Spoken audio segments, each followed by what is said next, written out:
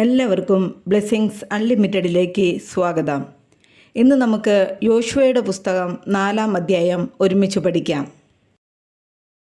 ഒന്നാമത്തെ ചോദ്യം: എവിടെ നിന്ന് കല്ലെടുക്കാനാണ് യഹോവ കൽപ്പിച്ചത്?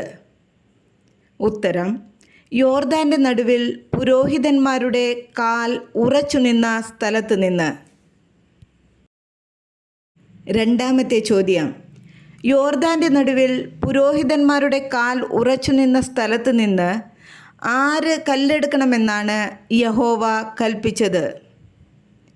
ഉത്തരം: ഓരോ ഗോത്രത്തിൽ നിന്നും ഓരോ ആൾ വീതം, ജനത്തിൽ നിന്ന് 12 പേർ. മൂന്നാമത്തെ ചോദ്യം: യോർദാൻ നദിയിൽ നിന്ന് എത്ര കല്ലെടുക്കുവാനാണ് യഹോവ കൽപ്പിച്ചത്? ഉത്തരം: 12 കല്ല്. നാലാമത്തെ ചോദ്യം: ഇത് നിങ്ങളുടെ ഇടയിൽ ഒരു അടയാളമായിരിക്കണം. എന്ത്? ഉത്തരം: യോർദാൻ്റെ നടുവിൽ ദൈവമായ യഹോവയുടെ പെട്ടകത്തിന് മുമ്പിൽ നിന്നും എടുത്ത കല്ല്. അഞ്ചാമത്തെ ചോദ്യം: ഈ കല്ല് എന്ത് എന്ന് മക്കൾ ചോദിക്കുമ്പോൾ ഇസ്രായേൽ എന്താണ് ഉത്തരം പറയേണ്ടത്? ഉത്തരം: യോർദാനിലെ വെള്ളം യഹോവയുടെ നിയമപെട്ടകത്തിൻ്റെ മുമ്പിൽ 2 പിരിഞ്ഞതു നിമിത്തം തന്നെ ഇസ്രായേൽ ഉണങ്ങിയ നിലത്തുകൂടി ഈ യോർദാൻ ഇക്കരെ കടന്നു എന്ന് നിങ്ങളുടെ മക്കളോട് പറയണം. ആറാമത്തെ ചോദ്യം: ഇസ്രായേൽ മക്കൾക്ക് എന്നേക്കും ജ്ഞാപകമായിരിക്കേണ്ടത് എന്ത്? ഉത്തരം: യോർദാൻ്റെ നടുവിൽ ദൈവമായ യഹോവയുടെ പെട്ടകത്തിൻ്റെ മുമ്പിൽ നിന്നും എടുത്ത കല്ല്. ഏഴാമത്തെ ചോദ്യം: യോശുവ യോർദാൻ നദിയിൽ എവിടെയാണ് കല്ല് നാട്ടിയത്? ഉത്തരം: യോർദാൻ്റെ നടുവിൽ നിയമപെട്ടകം ചുമന്ന പുരോഹിതന്മാരുടെ കാൽ നിന്ന സ്ഥലത്ത്. എട്ടാമത്തെ ചോദ്യം: യോശുവ യോർദാൻ നദിയിൽ എത്ര കല്ലാണ് നാട്ടിയത്? ഉത്തരം: 12 കല്ല്. ഒമ്പതാമത്തെ ചോദ്യം: പെട്ടകം ചുമന്ന പുരോഹിതന്മാർ എത്ര സമയം യോർദാൻ്റെ നടുവിൽ നിന്നു? ഉത്തരം: ജനത്തോട് പറവാൻ യഹോവ യോശുവയോട് കൽപ്പിച്ചതൊക്കെയും ചെയ്തു തീരുവോളം. പത്താമത്തെ ചോദ്യം: യോർദാൻ കടന്നതിന് ശേഷം ഇസ്രായേൽ മക്കൾക്ക് മുമ്പായി യുദ്ധസന്നദ്ധരായി കടന്നു പോയത് ആരെല്ലാം? ഉത്തരം: രൂബേന്യരും ഗാദ്യരും മനശ്ശെയുടെ പാതിഗോത്രവും. 11ാമത്തെ ചോദ്യം: രൂബേന്യരും ഗാദ്യരും മനശ്ശെയുടെ പാതിഗോത്രവും ഇസ്രായേൽ മക്കൾക്ക് മുമ്പായി യുദ്ധസന്നദ്ധരായി കടന്നു പോകണമെന്ന് കൽപ്പിച്ചത് ആര്? ഉത്തരം: മോശെ. 12ാമത്തെ ചോദ്യം: രൂബേന്യരും ഗാദ്യരും മനശ്ശെയുടെ പാതിഗോത്രവുമായി എത്ര പേരാണ് ഇസ്രായേൽ മക്കൾക്ക് മുമ്പായി യുദ്ധസന്നദ്ധരായി കടന്നു പോയത്? ഉത്തരം: ഏകദേശം 40,000 പേർ.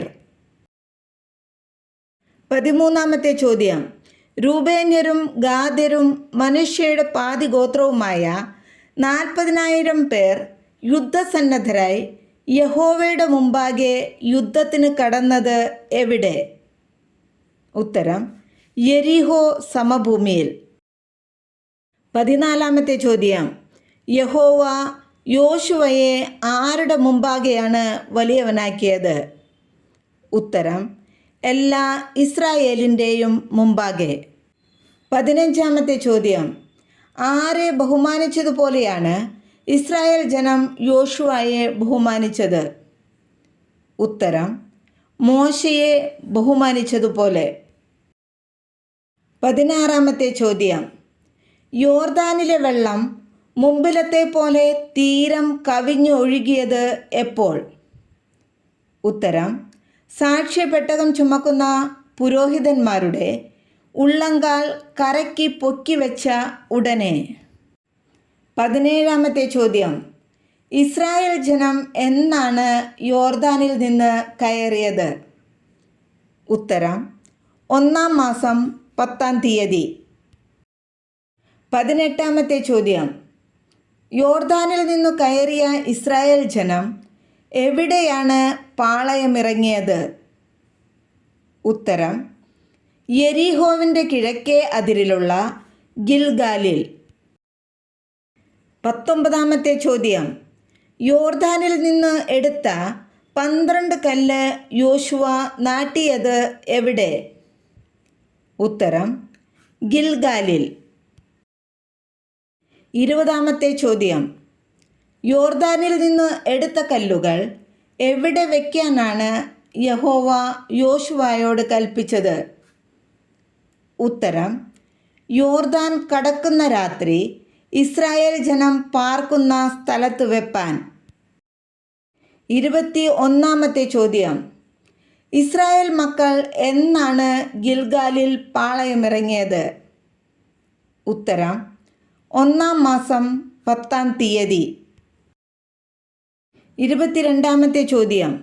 യഹോവ യോശുവയെ എല്ലാ ഇസ്രായേലിനു മുൻപാകെ വലിയവനാക്കിയത് എന്ന്?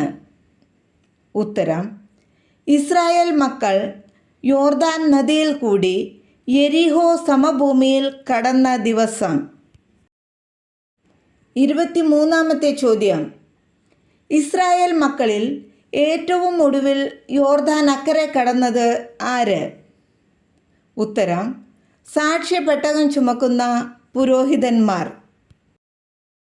24-ാമത്തെ ചോദ്യം. യഹോവ ഇസ്രായേൽ മക്കൾക്ക് മറുകര കടക്കാൻ തക്കവണ്ണം ചെങ്കടലിലെയും യോർദാൻ നദിയിലെയും വെള്ളം വറ്റിച്ചു കളഞ്ഞത് എന്തിന്?